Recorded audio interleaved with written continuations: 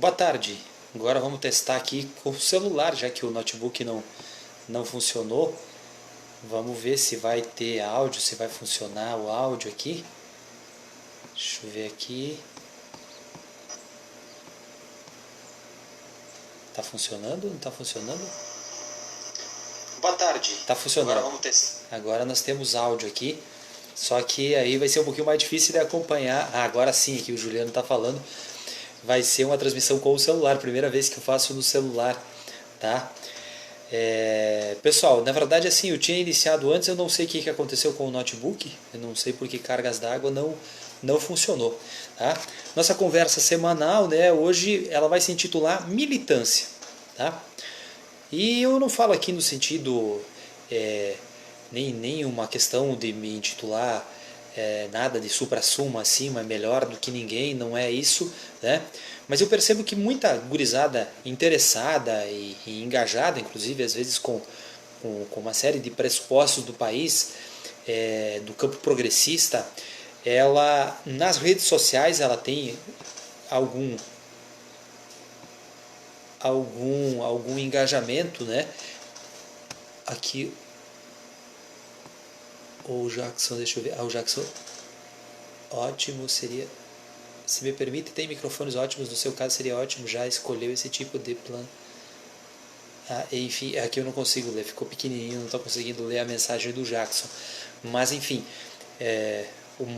agradeço aqui a questão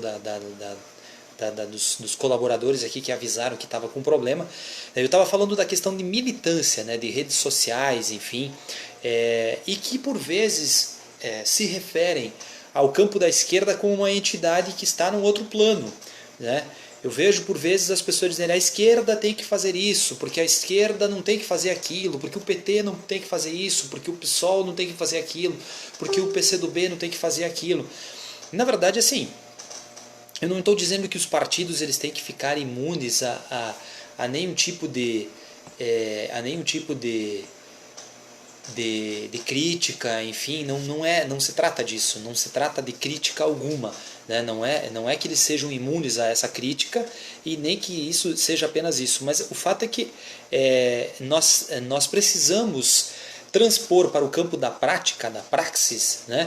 Mais gente, mais pessoas, mais envolvimento, mais engajamento e militar, não no sentido do verbo associado à polícia, no caso, né, mas militar no sentido de ser militante, de ser engajado com algum tipo de partido, de movimento social, né, tem as suas dores, né, tem os seus sofrimentos, tem as suas privações, tem as suas entregas, né, e nesse sentido nós precisamos que mais pessoas se envolvam.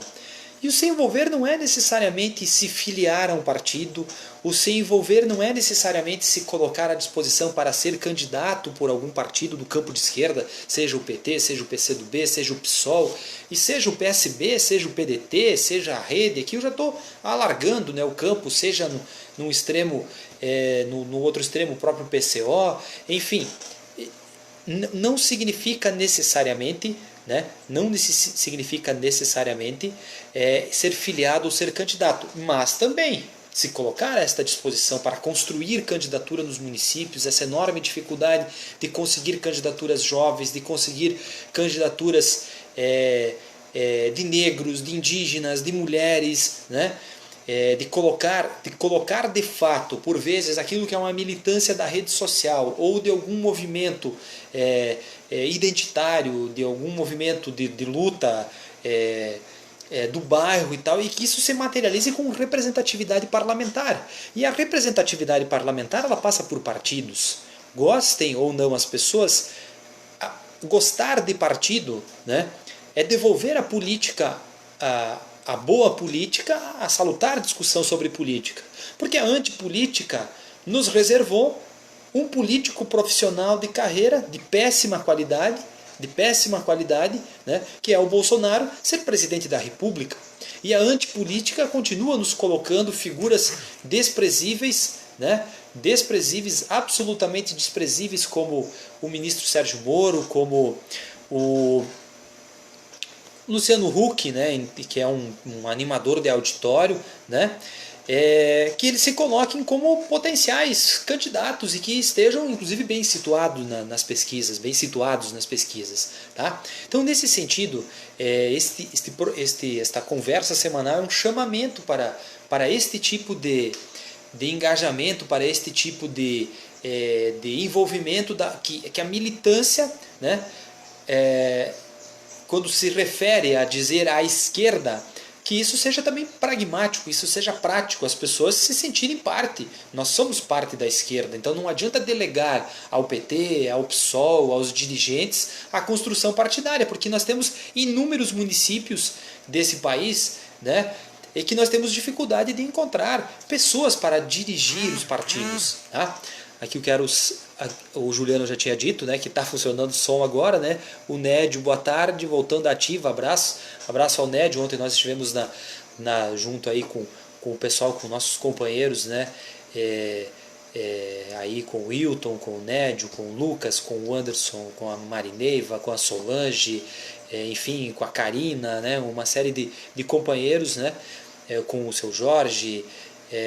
Enfim, eu vou acabar esquecendo da Ana, né? Enfim, vou esquecer da Diane e tal, uma série de pessoas. Nós estivemos na festa no Porto Chalana, nós fomos de manhã e a Marineiva, inclusive, fizemos a caminhada, né, até o Rio Uruguai.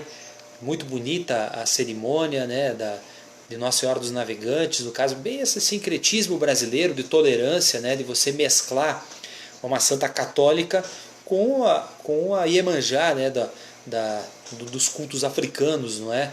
Em um lugar muito bonito, né, que tem muita história, né, onde termina o Rio Tigre, né, a foz do Rio Tigre no Rio Uruguai, e que é possivelmente o ponto de onde partiam as balsas, né, dos balseiros do Rio Uruguai. Minha esposa, né, neta de um falecido, né, seu avô dela é falecido, seu Aparício, né, era balseiro, né, do Rio Uruguai nos anos 50, anos 60. Bem interessante, né, a história é bem interessante, a festa, uma comunidade já com 101 anos, né, o Porto Chalana, uma comunidade rural aqui do município de Guatambu. Pois bem, mas nesse sentido, né, construir militância, eu estava falando que ela é dolorido, mas também é muito gratificante. Então, nesse sentido, esse chamamento mostra que é possível o envolvimento de outros jovens, que é envolvimento das mulheres, que é envolvimento de pessoas que por vezes sempre militaram apenas um pouquinho no trabalho e tal, e ter um envolvimento maior com construção partidária, com construção de sindicatos, com construção de movimentos, de entidades, né, propondo soluções para a economia, para a geração de emprego e renda, propondo melhorias do ponto de vista de políticas públicas para a educação, para a habitação, para a saúde, para a segurança pública. Né? Nós temos, no campo da esquerda, nós temos muito pouca formulação, né, do ponto de vista da segurança pública, né? Que seja algo prático, que não seja resolver como o Bolsonaro fala, que é dar uma arma para cada um, porque isso não é solução, isso é a barbárie, é um Mad Max da vida real, né? Cada um por si e a violência contra todos. Tá? Então, nesse sentido, cabe salientar que nós temos um dever, enquanto brasileiros, progressistas, defensores da democracia, nesse ano de 2020, muito forte, muito profundo, e que passa por apoiar as candidaturas progressistas nos municípios. Tá? E aqui eu não vou puxar a brasa para partido algum, muito embora eu tenha o meu partido político, que é o Partido dos Trabalhadores, né? E que é um partido que tem uma capilaridade nacional maior para enfrentar a direita em todos os lugares, né? Em basicamente todos os lugares, porque é um partido que tem diretórios constituídos em quase todo o país. Mas isso não significa que a gente despreze outras construções partidárias, em hipótese alguma. Né? Eu vejo que o PSOL, o nível de maturidade de vários segmentos do PSOL, especialmente aí o Marcelo Freixo, né? O colocou, o chamou a real política, a entender que o discurso da academia, o discurso ideologizado, ele é extremamente importante do ponto de vista dos teus princípios, mas do ponto de vista prático, existe aquilo que é possível e aquilo aquilo que o professor Radin sempre diz, né? Qual é o limite do Estado? Né? E nesse sentido, eu Eu sou um amplo defensor dos governos Lula e Dilma. Tá? O segundo mandato da presidente Dilma não tem como a gente se balizar porque estava emparedado, né, gente? Então não é querer tirar o corpo fora, mas os dois mandatos do presidente Lula e o primeiro mandato da presidente Dilma tinham colocado um papel do Estado na execução das políticas públicas que não estava construindo o socialismo, o comunismo, não é nada disso. Os empresários brasileiros ganharam dinheiro como nunca, tá? E não é os bancos, não é o setor de carnes, não, todos, atacado e varejo, os setores de supermercados, pequenos, médios, grandes redes de farmácia, enfim, todos os segmentos, construção civil, né, empreiteiras, o setor de frigoríficos, a indústria automobilística, todos ganharam muito dinheiro nesse país. Mas por quê? Porque os trabalhadores também melhoraram a sua renda. Melhoraram a sua renda com a elevação do poder de compra do salário mínimo, com políticas de transferência de renda, com geração de emprego e renda, com empregos qualificados, diferente do que está acontecendo agora, que são empregos subempregos, né, em que se chama de empreendedor o sujeito que no desespero se obriga a ser motorista de aplicativo, de Uber, de 99 táxi, ou entregador de iFood, né, no desespero, porque você não tem nenhuma garantia trabalhista e a renda ela está sempre congestionada, né, do ponto de vista de você pensar que um motorista de aplicativo pode ser qualquer um, né, que vai fazer um bico. E, portanto, não é um emprego de fato, né, como a Globo tentou fazer crer por poucos dias, um empreendedor. Né? Até teve uma brincadeira, uma charge nas redes sociais de que o mendigo, né, também é um empreendedor agora, né, um empreendedor de arrecadação de fundos filantrópicos. Né? Sei que é meio mórbida a piada, mas é uma charge que foi produzida para mostrar como é uma aberração dizer que subempregos agora é um empreendedor. Um grande empreendedor, digamos assim, como glamourizou a Rede Globo. Bueno, mas dito isso, voltando ao processo de construção, eu falo desse lugar de fala de petista, né, e que a gente tem muita coisa para mostrar. Muita coisa para mostrar daquilo que foi feito enquanto política pública. Nós temos regiões do país, aqui no sul do país, que em 2005 as pessoas não tinham energia elétrica. Foi o governo Lula que levou eletricidade para as pessoas que estavam no século XIX, com lampião a querosene dentro de casa. Energia elétrica dentro de casa. E hoje o sujeito tem um televisor, o sujeito tem uma geladeira, o sujeito tem inclusive um ar-condicionado para conta dessas temperaturas de calor, aí, uns 37, 38 graus, como chegou a marcar há poucos dias. Tá? Nós temos pessoas, né, aqui no meio rural do oeste de Santa Catarina, centenas de agricultores familiares que tinham casas caindo. Casa tapera. Às vezes conseguiam financiamento para fazer um chiqueirão, um aviário, e não tinha dinheiro para reformar sua casa. E quem criou política de habitação rural? E quem está destruindo o programa de habitação rural é o governo Bolsonaro. O governo Temer tinha iniciado, o governo Bolsonaro está desmontando. Tá? Aqui no oeste de Santa Catarina nós não tínhamos universidade pública federal. Foi em 2009, no governo Lula, que se implantou a Universidade Federal da Fronteira Sul. Nós não tínhamos os Cefetes, né? E se implantou o IFSC em Chapecó, em São Carlos, em Xanxerê, em São Miguel do Oeste, em São Lourenço do Oeste, em Caçador, IFC em Abelardo Luz, lá no campus avançado, lá dentro do assentamento do MST, em Abelardo Luz, o IFC em Videira, em Fraiburgo, em Luzerna, e o Colégio Agrícola de Concórdia também virou um Instituto Federal Catarinense. Então, você tem legados, você tem construções. Em 2013 o Brasil saiu do mapa da fome da ONU e gradativamente os governos de direita estão desmontando e estão construindo, né, a volta da miséria nesse país. Os moradores de rua aumentando em quantidade assustadora. Né? Nós temos, em 2014, quando se fala em desemprego, em 2014, quando a Lava Jato iniciou o desmonte nacional, a taxa de desemprego brasileira era 4,6%, 4,7%, uma das menores do mundo, uma das menores da história e caracterizado quase com pleno emprego. Tá? Então, nós temos legado, nós temos obras físicas para mostrar, nós temos creches, nós temos investimentos nas prefeituras, né? Hoje os prefeitos que estão governando nesse cenário estão mendigando dinheiro, né? Numa época passada dos governos Lula e Dilma, os prefeitos os que governavam eram altamente bem avaliados, porque você tinha muita política pública do governo federal e também alguma coisa dos governos estaduais, tá? Você mesmo aqui no nosso município, né? Era caçamba do PAC, era trator do PAC, era a emenda de deputado que garantia a compra de mais um trator de esteira, coisa do gênero, né? Você tinha política em várias regiões do país para construção de cisternas, você tinha a política de habitação rural, em que algumas prefeituras exerciam parcerias e também se cacifavam politicamente nesse cenário, né? Hoje nós temos um processo de desmonte das políticas. Então reconstruir a política passa para transportar a militância, que às vezes é feita individualmente, né? De maneira meio assustada, meio apavorada, né? Com a organização de direita. A direita está organizada, especialmente nas redes, ela é muito organizada, mas ela é organizada também quando precisa para as ruas. Inclusive, a gente vivenciou isso aqui em Chapecó quando eles se organizaram para vir nos agredir, né? No dia que nós estávamos no dia que o Lula esteve aqui em Chapecó, né?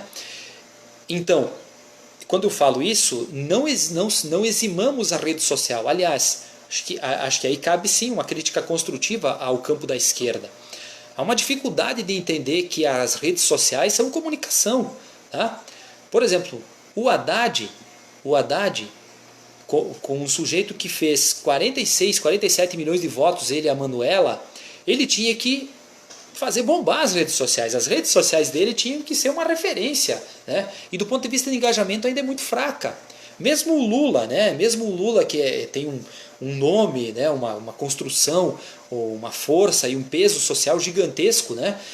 Nas redes sociais, o nível de engajamento e interação das redes sociais Lula, especialmente a dificuldade que a gente teve de perceber o YouTube como uma possibilidade, né? Eu tenho o meu canalzinho lá, cansa muito pouco, né? Mas também não sempre peço, né? Quem quer seguir, quem quer curtir, né?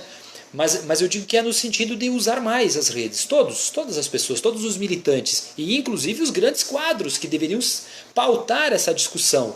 Por quê? Por que eu falo isso? Gostemos ou não do Bolsonaro, o engajamento dele nas redes sociais é uma coisa assustadora. É um processo de comunicação por si só, né? Que desconhece limites éticos, que é uma fábrica de fake news, não há dúvida disso, tá? É uma indústria, uma escala industrial de construção de deturpações da realidade, tá? Mas continua sendo uma estratégia que a gente precisa enfrentar. E precisa enfrentar. Saiu outro dia, né, uma informação de um instituto aí de consultoria que o Luciano Huck ultrapassou o Bolsonaro em interações nas redes sociais, mas que o Lula tem 4 vezes menos, né? Então a gente tem que se preocupar. E para isso também, as pessoas que sempre dizem a esquerda num plano, numa entidade, digamos que está à parte, também podem ajudar a concatenar essas articulações, ter ideias, né, ter possibilidades. Eu sempre recomendo os nossos canais. Os nossos canais progressistas, seja o Portal Vermelho, seja o Jornal GGN do Luiz Nassif, a Revista Fórum, o Diário do Centro do Mundo, o Brasil 247, a Carta Capital, Conversa Fiada, o Tijolaço, o Cafezinho, o Portal Desacato, Mídia Ninja, Jornalistas Livres, né, a TVT, Rede Brasil Atual, Rádio Brasil Atual. Aqui no Rio Grande do Sul tem o Sul 21. Enfim, nós temos o Brasil de Fato, né, que tem rádio também, inclusive, né, se você for no site tem uma rádio, né. São várias outras, né, Henri Bugalho, Galãs Feios, enfim, tem aumentado, né, as variedades, a quantidade de conteúdo produzido e tal, mas a gente também precisa ajudar no sentido de curtir, de compartilhar, de comentar, de assistir, né, de ter o vício do assistir esses programas, e quando possível compartilhar em grupos de WhatsApp. E quem consegue, quem pode, né, e quem quer, digamos assim, tem as possibilidades de ajudar financeiramente a manter essas estruturas, como é o caso do Intercept Brasil, por exemplo, tinha esquecido, que fez um brilhante trabalho para mostrar o que é a Lava Jato, né, com a questão da Vaza Jato. Tá? Eu aqui tenho mais 2 comentários que apareceu aqui. A Neuza disse que conheceu uma família da Bahia que se mudaria para a cidade de Barreiras só para ter geladeira. Geladeira é segurança alimentar. Mas nenhuma dúvida, nesses dias de calor, mesmo o fruto, um fruto assim, uma banana, por exemplo, que ela ainda não está exatamente tão madura, em 2 ou 3 dias fora da geladeira ela começa a estragar. Tu imagina então uma carne, né, uma massa, né, enfim, sem ter uma geladeira para preservar, né, para conservar o alimento. Então, o governo Lula tirou essas pessoas do século XIX e as colocou no século XXI, não há nenhuma dúvida disso, né? E esse tipo de inclusão faz com que são essas as pessoas que ainda valorizam o governo Lula. E nós precisamos fazer a classe média compreender que ela está muito mais perto de ser pobre do que ser da elite. Tá? Então, essa compreensão da classe média que se enraiveceu, se vestiu de verde e amarelo e que chamou o Sérgio Moro de herói, dela perceber que ela está no fio da navalha. Por exemplo, um servidor público, né, bolsonarista hoje. Como que ele reagiria a essa proposta que o governo Bolsonaro está apontando, né, de corte de 25% dos salários do serviço público? Tá? Aí os caras vão dizer, mas tem redução de jornada de trabalho. Mas eu não quero reduzir a minha jornada de trabalho. Eu quero continuar trabalhando a minha jornada de trabalho porque eu quero ter a minha renda. Tá? Eu sou servidor público federal e é daí que eu tiro o meu sustento. Se eu tiver corte no meu salário, algumas dívidas vão ter que ficar para trás, no caso, né? Aqui o Lucas Arpelon, meu primo, boa tarde mais cedo hoje. Sim, nós estamos fazendo um horário especial de verão e tem sobrado um tempinho aqui pra gente iniciar esse debate mais cedo um pouquinho. Edson Figueiredo, meu amigo, estou fazendo... E aí, amigo, fazendo minha caminhada em frente ao Noesc ouvindo tua palestra. Tudo de bom, César? Palestra não, é conversa semanal. Tá de volta, então, o meu amigo, eu chamo de Elias, né? Edson Elias Figueiredo. Um abraço para ti também. Meus caros, então é um pouco nesse sentido, tá? Eu teria muito mais coisas para falar, teria as ofensas do Bolsonaro ao Nordeste, de novo, né? Para atacar o Flávio Dino. No dia que o governador Flávio Dino, do PCdoB do Maranhão, levou o piso da educação do Maranhão para mais de R$6.000, acho que é R$6.300, tá? No Maranhão, mostrando seu compromisso com a educação, tá? O Bolsonaro o ataca. O Flávio Dino, que tem se colocado como um nome importante do campo da esquerda para ser um potencial presidenciável em 2022. Tá? Podendo ser um candidato em paralelo ao lulismo, digamos assim, mas podendo ser um candidato apoiado pelo Lula também. Nada está descartado, né, nesta seara, nesta possibilidade. Tá? Novamente uma ofensa, porque 8 governadores do Nordeste não quiseram escolas cívico-militares no Nordeste, escolas militares, escolas ideologizadas, ultra-ideologizadas. Tá? O único governador, por incrível que pareça, foi um governador do PT, né, o Camilo Santana, né, que é tem as suas razões, as suas opções, enfim, não sei qual é a justificativa, mas que não aceitou, né, implantar escolas cívico-militares.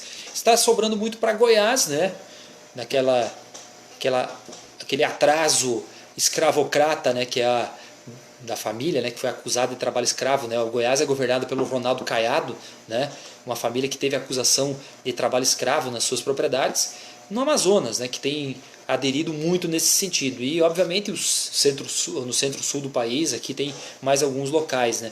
Parece que o Rio de Janeiro e São Paulo também deram um passo atrás. E aí, obviamente, o Bolsonaro disse que é por razões ideológicas, né, que o Dória e o Witzel não querem o fortalecer.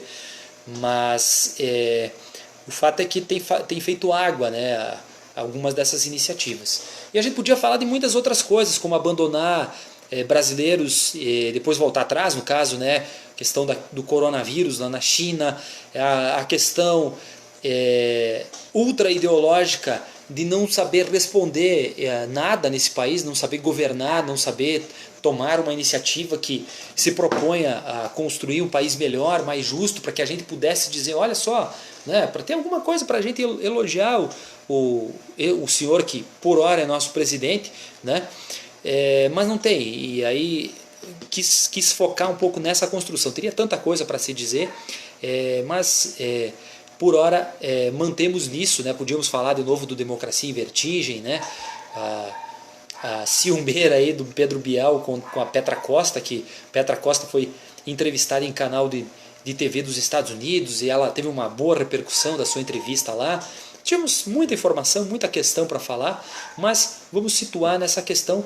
Gostaríamos de contar então cada vez mais com mais pessoas se engajando, se envolvendo, se filiando ou não a partido político, mas se quiser se filiar, se quiser se colocar como potencial candidato a vereador, candidato a prefeito, a vice-prefeito dos seus lugares, dos seus locais, se envolver com sindicato, com construção de movimentos sociais, construir possibilidades, alternativas, organizar a economia solidária, geração de emprego e renda em nível local, né? A gente sempre precisa, então, e estamos precisando muito das pessoas nesse cenário que, de fato, né, se ninguém solta a mão de ninguém, precisamos de mais mãos, né, se juntando. Um abraço a todos e uma boa semana.